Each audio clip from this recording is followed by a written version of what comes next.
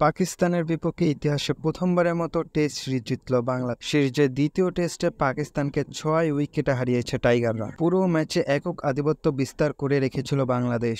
যদিও 26 রানে 6টি উইকেট পড়ে যায়, তবুও তার আগে এবং পরে একক আধিপত্য রেখেছিল বাংলাদেশ। পাকিস্তানের বিপক্ষে এটি বাংলাদেশের প্রথম টেস্ট সিরিজ জয়। প্রথম টেস্টে হারিয়েছিল 10 উইকেটে, এই টেস্টে হারালো 6 উইকেটে। ইতিহাসে প্রথম দল হিসেবে 26 রানে 6 উইকেট পড়ার পর প্রথম দল হিসেবে বাংলাদেশ টেস্ট জিতল। টেস্ট ক্রিকেটের ইতিহাসে যা প্রথমবার, এর আগে কখনো হয়নি। পুরো ম্যাচে বাংলাদেশে বোলারদের দাপট ছিল। শেষের দিকে এসে পাকিস্তান চাপ তৈরি করলেও তারা বাংলাদেশের ব্যাটসম্যানদের উইকেট নিতে পারেনি। সাকিব মুশফিকের ব্যাটে আসে সেই ঐতিহাসিক জয়। এই ম্যাচে লিটন দাস এবং মেহেদী হাসান মিরাজের অবদান ছিল অনবদ্য। সাথে রয়েছে নাহিদ রানা এবং হাসান মাহমুদের বোলিং। সবকিছু মিলিয়ে টিম এফোর্ট দিয়ে বাংলাদেশ জিতেছে। এই ম্যাচে বাবর আজম পুরোপুরি ফ্লপ হয়েছেন, সাথে অন্য পাকিস্তানি ব্যাটসম্যানরাও। তারা কেউই কার্যকরী ইনিংস খেলতে পারেননি। এ যেন এক নতুন বাংলাদেশকে দেখল বিশ্ব। এরকম ভয়ঙ্কর রূপে এর আগে কখনো দেখা যায়নি বাংলাদেশকে।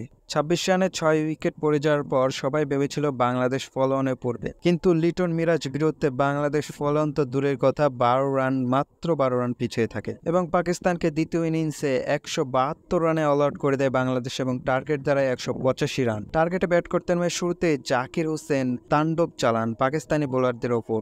শেষ বিকেলে বৃষ্টি এসে ম্যাচ বন্ধ হয়ে যায় এবং চতুর্থ দিনের খেলা শেষ হয়ে যায়। বাংলাদেশ 42 রানে থাকে। পঞ্চম দিনের শুরুতেই জাকির হাসানের উইকেট হারায় বাংলাদেশ। এরপর সাদমান ইসলামও আউট হয়ে যান। তারপর মুমিনুল এবং শান্ত একটি পার্টনারশিপ গড়ে তোলেন। পরে তারা দুজনও আউট হয়ে আসেন সাকিব এবং মুশফিক। তারা ম্যাচটি শেষ করেই যান।